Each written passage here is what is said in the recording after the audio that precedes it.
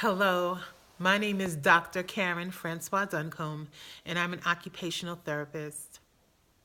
My passion is to support individuals with less visible disabilities and their caretakers and families. These less visible disabilities might be autism spectrum disorder, ADHD, sensory processing disorder, or diagnoses as such. So I have my notes here. Today I want to talk about having a success mindset for individuals with ADHD or anybody for that matter. So listen to these statements. I can't do that.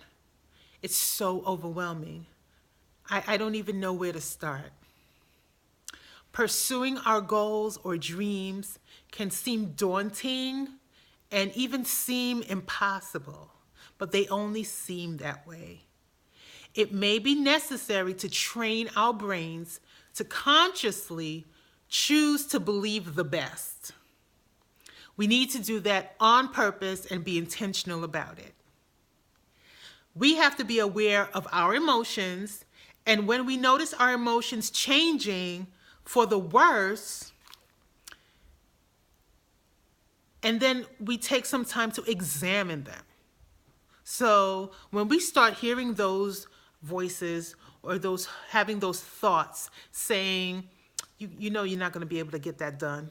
You can't accomplish that. We need to be conscious of it. We need to be aware of it and then look at it and examine it. Okay? Although I may feel an emotion, you need to ask yourself if there is evidence that these thoughts are true. Is there a better way to think about it? That's the question we need to ask ourselves.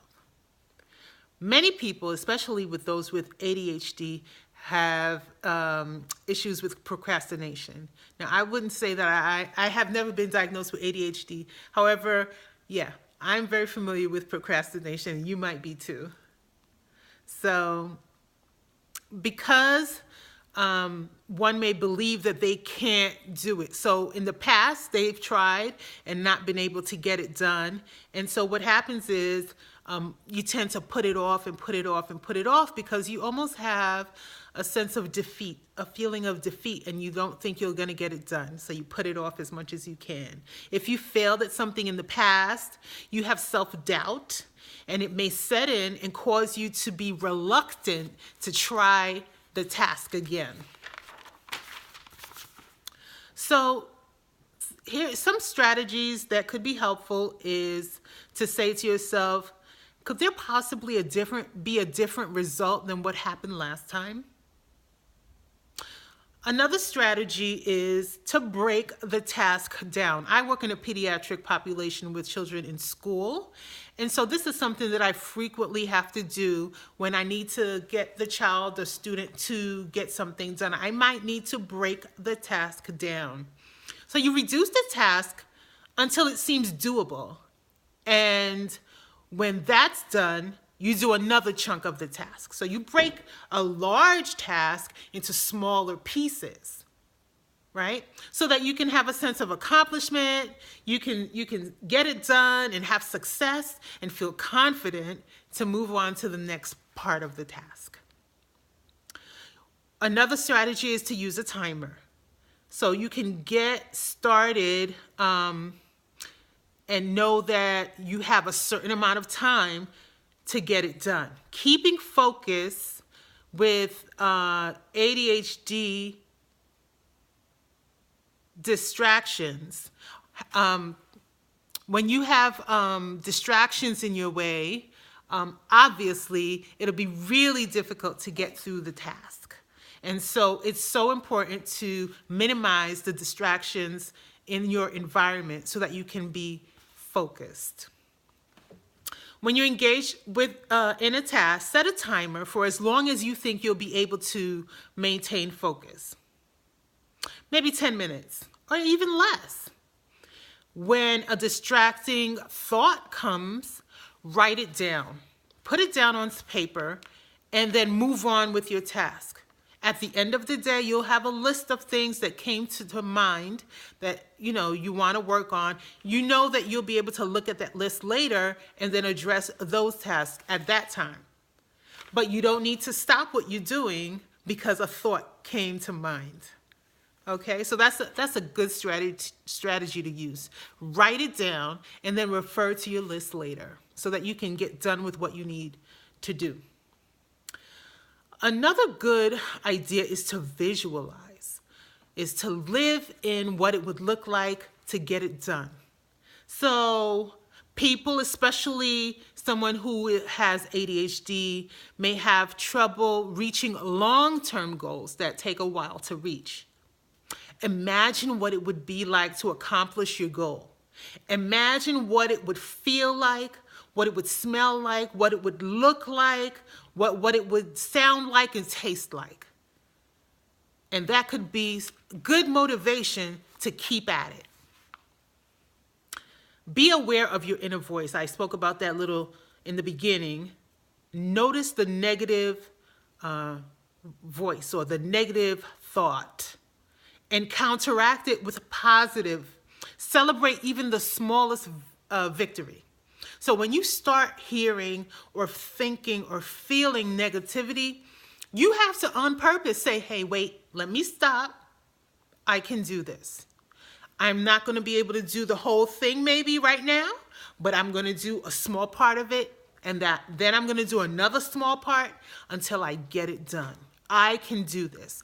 We have to at times encourage ourselves.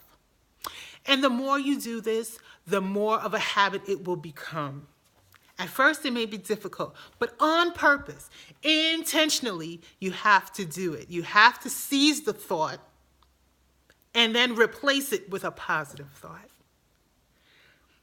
Okay, so there are some other options that we have access to or we could have access to. I just love Young Living essential oils. I really believe in these oils. They're powerful, they work, and I want to tell everybody about them, especially parents and families who are dealing with behavioral issues in their child, issues with managing emotions, issues with anxiety, focus and attention issues. God has blessed us with plants and leaves and bark and roots and shrubs and flowers that have wonderful properties that can help us, even adults, in these areas. And so there are some single essential oils that stimulate the limbic system of the brain. And these oils are vetiver, lavender, cedarwood, sandalwood, cardamom, peppermint, sacred frankincense, and frankincense. These are excellent, excellent oils to use to support your child or even yourself to be able to focus and to get through necessary tasks. Some blends, these are oils that are a blend of several different oils who can support you in these areas are brain power, peace and calming, clarity. And when you diffuse these oils, they help to allow you to get through your task. So these oils would be great to diffuse in a diffuser when you're doing your bills maybe, or looking at your budget, or when your child is doing homework. So you can do tenting, where you place a drop of oil in your hand and you place it over your nose and your mouth, and you breathe it in. You take deep breaths with it. You can use a diffuser. You can smell it right out of the bottle. You can put some on the back of your neck, or even on the soles of your feet or your child's feet. So you can massage, like I said, 2 to 4 drops on the soles of the feet. You can take it in a capsule, in a veggie capsule. You can put some drops in the veggie capsule and take it. And another wonderful supplement is Ningxia Red. It's a dietary supplement, and it's 25% Ningxia wolfberry puree, which is a wellness supporting superfruit with incredibly high oxidant rating. It's a dietary supplement that helps support normal blood sugars, provides support for normal eye health, cellular functions, and energy levels. So we have several options. I know that there are some of my students who take medication that are prescribed, and some it could be helpful. However, we do have other options that could be used. And so I'm excited about the essential oils and how they can help. So please feel free to leave a comment or ask a question. I am here to be a support to you, and share this video with anybody you think it can help, please. Thank you again for taking this time out to be with me, and I will be back with a new video next week. Take care and God bless you.